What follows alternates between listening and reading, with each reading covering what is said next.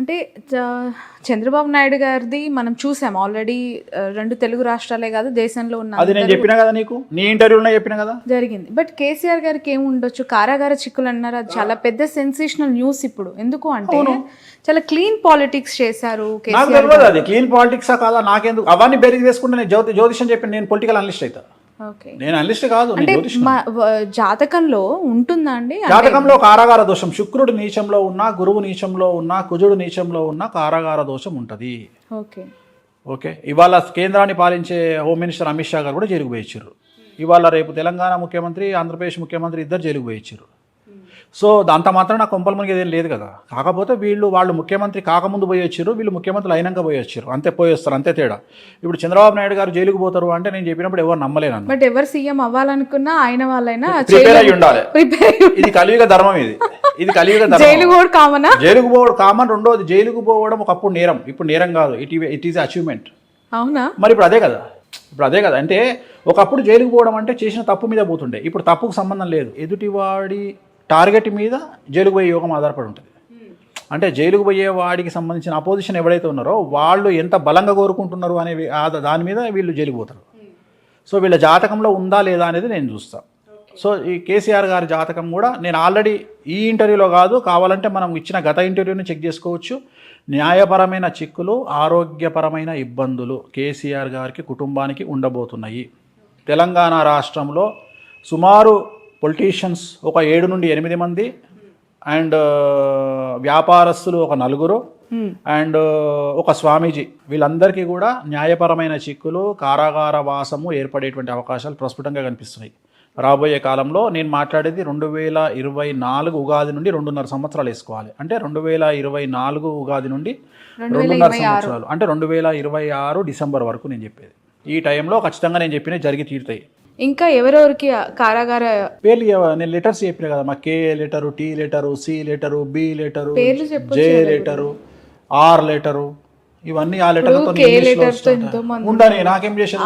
నేను చెప్పా నక్షత్రాలు చెప్తామా, చెప్పమంటే నక్షత్రాలు, చిత్తా నక్షత్రము, శ్రవణ నక్షత్రము, మృగశిర నక్షత్రము, ఆశ్లేష నక్షత్రము, పూర్వాషాఢ నక్షత్రము, ఉత్తరాషాఢ నక్షత్రం చెప్తున్నా కదా, నక్షత్రాలు చెప్తున్నా. మరి మీరు ఇంత మాకేదో ఇప్పుడు వాళ్ళు అరెస్ట్ అయ్యేంత వరకు ఎవరవుతారు, ఎక్కడి నుంచి అవుతారు, ఏ పేర్లు, ఏ రాశి, ఏ గ్రహం చెప్పొద్దు. అట్లా ప్యానిక్ అవుతారు కాబట్టి ఎందుకు అనవసరంగా చేయదు, చెప్పొద్దు. అయితే రాజకీయాల్లో ఉన్న వాళ్ళు ఒకటి మెంటల్గా ఫిక్స్ అయ్యి రావాల్సిన జైలుకు పోతాం సిద్ధంగా ఉండాలా. ఇది ఇప్పుడు నువ్వు డైరెక్ట్గా చెప్పొచ్చు టీవీలో, మీరు ప్రిపేర్ అయ్యి ఉంటేనే రండి. అదొక డిగ్రీ, సెంటిమెంట్ అయిపోయింది. డిగ్రీ అది క్వాలిఫికేషన్. దేశవ్యాప్తంగా కూడా ఇలా అందరంతే కదమ్మా. ఓకే, అందరంతే. ఇవాళ ఇంతకుముందు పాలించిన కేంద్ర మంత్రి జైలుకు పోయించుడైనా, ఇప్పుడున్న కేంద్ర మంత్రి జైలుకు పోయించుడైనా మన హోమ్ మినిస్టరు. సో వాళ్ళని బేస్ చేసుకొని మనం ఏం ఓట్లేస్తలేం కదా. సో దాని లెక్క దాందే, దీని లెక్క దీందే. సో జనాలు మారుతున్నారు, అదే దేశకాలమైన పరిస్థితులు, అందుకని మారుతున్నారు, వాటిని పట్టించుకోవట్లా. చంద్రబాబు నాయుడు గారి వారసుడు లోకేష్ గారి గురించి ప్రస్తావిస్తూ ఉన్నారు. లోకేష్ గారు ముఖ్యమంత్రి అయ్యే అవకాశం కానీ, పాదయాత్రను మరొకసారి దిగ్విజయంగా నాన్ స్టాప్గా స్టార్ట్ చేసి ఎండ్ చేసే పరిస్థితి కానీ, పీపుల్స్ లీడర్గా ఎస్టాబ్లిష్ అయ్యే అవకాశం కానీ ఉందా అని చెప్పి ఇక ఇండివిజువల్గా చెప్పగానే ఇద్దరికి లేదు, ఇద్దరు ముఖ్యమంత్రుల కొడుకులకు లేదు. ఒకటే ఆన్సర్లో 2 సమాధానాలు. ఇటు కేసీఆర్ గారు అబ్బాయి కేటీఆర్ కానీ, బట్ కంపారిటివ్లీ ఈరోజు ఇప్పుడు కూడా సిరిసిల్లలో ఆయన మళ్ళీ విక్టరీ. మళ్ళీ నువ్వు అన్ని జనరలైజ్డ్, నేను ఆస్ట్రాలజర్ అమ్మా, పొలిటికల్ అనలిస్ట్ కాదు. పొలిటికల్ ఆస్ట్రాలజర్ అనొచ్చు, పొలిటికల్ ఆస్ట్రాలజర్ అను, కానీ పొలిటికల్ అనలిస్ట్ కాదు. పొలిటికల్ ఆస్ట్రాలజర్ గా చెప్పండి. ఇప్పుడు 3 సార్లు ఆయన ఎమ్మెల్యేగా గెలిచారు, దిగ్విజయంగా మంత్రి పదవులు అనుభవించారు. ఇప్పుడు సరే ఓకే, ప్రతిపక్షంలో కూర్చుంటారు, వేరే విషయం. కానీ నారా లోకేష్ గారికి సంబంధించి అసలు ఎమ్మెల్యేగా గెలుస్తారా అనే ప్రశ్నకు ఆన్సర్ ఏంటి? ఎమ్మెల్యే గెలవచ్చు, అది పెద్ద విషయం ఏం కాదు. ముఖ్యమంత్రి కాలేరు, ఆయన జీవితంలో ముఖ్యమంత్రి అయ్యే యోగం లేదు. ఏంటి ఆయన జాతకం ప్రకారం? రావు మార్గదర్శ నడుస్తుంది 2024 వరకు. ఎలక్షన్లో రావు మార్గదర్శలో ఉంటారు. ఈ ఎలక్షన్లో ముఖ్యమంత్రి అయ్యే యోగం లేదు. ఎట్లాగో లేదు, మీరు 2 టర్మ్స్ జగన్మోహన్ రెడ్డి అన్నారు. సో ఇన్ ఫ్యూచర్ ఆయన జాతకం ఓకే గెలుస్తారా? నెక్స్ట్ 24లో ఆయన గెలవడం పెద్ద విషయం కాదు, నేను అదే చెప్తున్నా. 2025 ఎలక్షన్ కాబట్టి 24లో ఎమ్మెల్యే గెలిచే అవకాశం ఉంది. ఎమ్మెల్యేగా మంగళగిరి నుంచి. మంగళగిరి పోటీ చేస్తాడా ఇంకోటి మనం డిసైడ్ చేయలేం కదా. రేవంత్ రెడ్డిని కొట్టేటోడు లేడు, జగన్మోహన్ రెడ్డిని ఎదుర్కొనేటోడు లేడు అని చెప్పి మీరు చెప్పారు.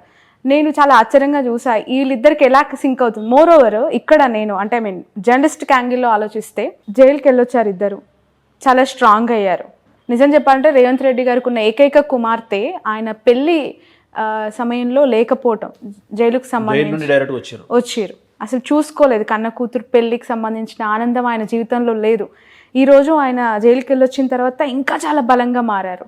పీసీసీ అయిన తర్వాత కాంగ్రెస్ పార్టీ యొక్క రైజ్ ఎట్లా ఉందనేది చూసాం. సో జగన్మోహన్ రెడ్డి గారి విషయంలో పాదయాత్ర తర్వాత ఆయన అధికారం ఎలా చేజెక్కించుకున్నారు అనేది కూడా చూసాం. వీళ్ళిద్దరి సిమిలారిటీస్ ఏంటి? సిమిలారిటీస్ అంటే నాకు వ్యక్తిగతమైనటువంటి సామాజికమైనటువంటి అంశాలు లేదా సామాజిక వర్గం కూడా ఇద్దరిది సేమ్. అదే అంటున్నారు, అది నాకు అనవసరం. నాకు సంబంధించినంత వరకు జగన్మోహన్ రెడ్డి గారిది ఆరుద్ర నక్షత్రం, రేవంత్ రెడ్డి గారిది చిత్తా నక్షత్రం, జగన్మోహన్ రెడ్డి గారిది మిథున రాశి, రేవంత్ రెడ్డి గారిది తులారాశి. విచిత్రమైన విషయం ఏంటంటే జగన్మోహన్ రెడ్డి గారి జాతకంలో 2018 డిసెంబర్ నుండి బుధ మహర్దశ ప్రారంభమైంది. 17 సంవత్సరాలు ఉంటుంది బుధ మహర్దశ. అంటే ఆయన రాజకీయంగా ముఖ్యమంత్రి అవ్వడానికి 5 నెలల ముందు ఆయనకు బుధ మహర్దశ స్టార్ట్ అయింది. విచిత్రమైన విషయం ఏంటంటే రేవంత్ రెడ్డి గారికి 2024 ఏప్రిల్ నుండి బుధ మహర్దశ ప్రారంభమవుతుంది. Simple reverse. జగన్మోహన్ రెడ్డి కాకముందే బుధ మహర్దశ స్టార్ట్ అయింది. సీఎం కాకముందు 5 నెలల ముందు స్టార్ట్ అయింది. రేవంత్ రెడ్డి గారు సీఎం అయినాక 5 నెలల తర్వాత బుధ మహర్దశ స్టార్ట్ అవుతుంది. ఇద్దరి జాతకంలో బుధ మహర్దశ నడుస్తుంది. ఇద్దరి జాతకంలో బుధుడు ఉచ్చ. కాకపోతే ఒక చిన్న సమస్య ఉంది రేవంత్ రెడ్డి గారి జాతకంలో, అంటే శని దృష్టి బుధుడి మీద ఉంది. టంగు స్లిప్ అవ్వద్దు రేవంత్ రెడ్డి గారు ఇక మీదట. ఎందుకంటే ఇంతకు ముందు ఏం టంగు స్లిప్ అయినా నడిచింది, ఇక మీదట జాగ్రత్తగా ఉండాలి. రెండోది ఏంటి అంటే జగన్మోహన్ రెడ్డి గారి జాతకంలో రేవంత్ రెడ్డి గారి జాతకంలో ఉన్న చిన్న తేడా ఏంటి అంటే రేవంత్ రెడ్డి గారికి ముఖ్యమంత్రి పదవిలో గండాలు కనిపిస్తున్నాయి, కానీ జగన్మోహన్ రెడ్డి గారికి లేవు.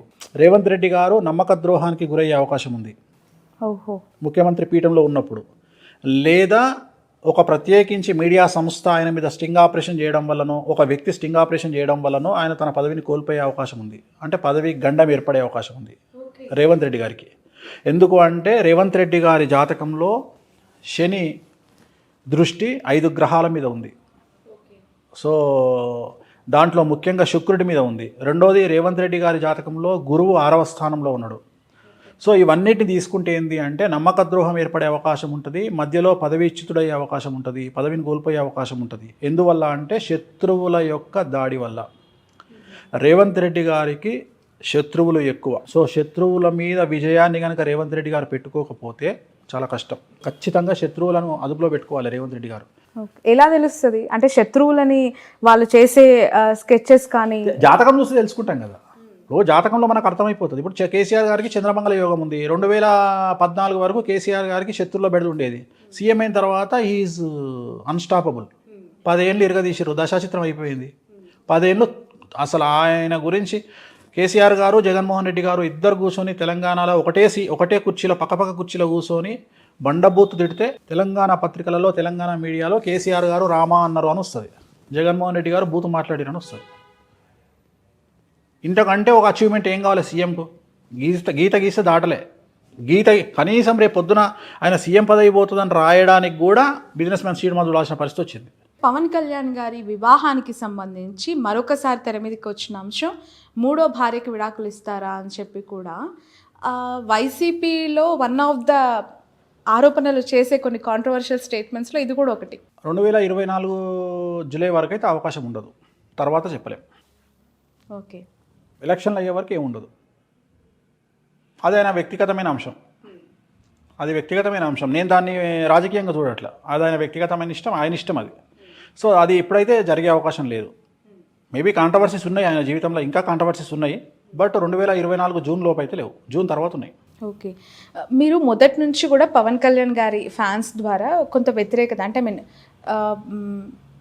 ట్రోలింగ్ కావచ్చు, ఆరోపణలు కావచ్చు, లేదంటే కాంట్రవర్షియల్ స్టేట్మెంట్స్ వాళ్ళ నుంచి వినడం కావచ్చు జరుగుతున్నాయి కదా. పవన్ కళ్యాణ్ గారికి మీరు చెప్తున్న మంచిని గ్రహించట్లేదని మీరు పదే పదే అంటారు. ఎస్, మీరు ఏం మంచి చెప్పారు ఆయనకి? మస్తు చెప్పిన. ఆయనకు చెప్పేటోడు లేడు ఫస్ట్. అసలు ఆయనకు చెప్పగలిగిన మొగోడే లేడు ఆయన పక్కకు. ఎవడు చెప్తాడు?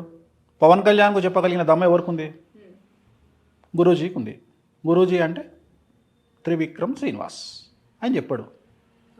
ఇంకెవరు చెప్తారు? మనోహర్ చెప్పాడు. చిరంజీవి గారు ఆస్కు రూల్ అవుట్. ఇంకోటి ఆయన ఎవరు మాట విన్నాడు, అయిపోయింది కథ. ప్రతి వ్యక్తి జీవితానికి ఒక గురువు అనేవాళ్ళు అవసరం అంటారా? అవసరం. గురువే కాదు, తల్లి, తండ్రి, అన్న, తమ్ముడు, చెల్లె, అక్క, తల్లి, ఎవడో ఒకడు.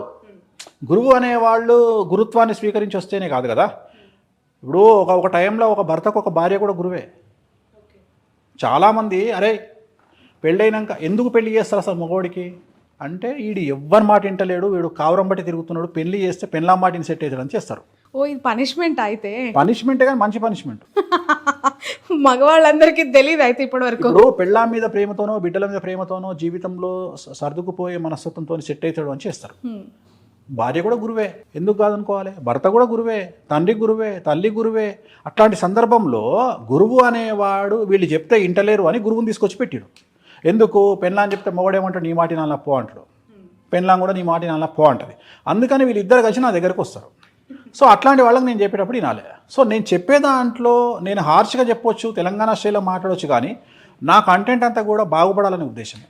నేను పవన్ కళ్యాణ్ గారు సీఎం కావాలి అనే కోరిక నాకు ఉంది. పవన్ కళ్యాణ్ గారు అంటే విపరీతమైన పిచ్చి.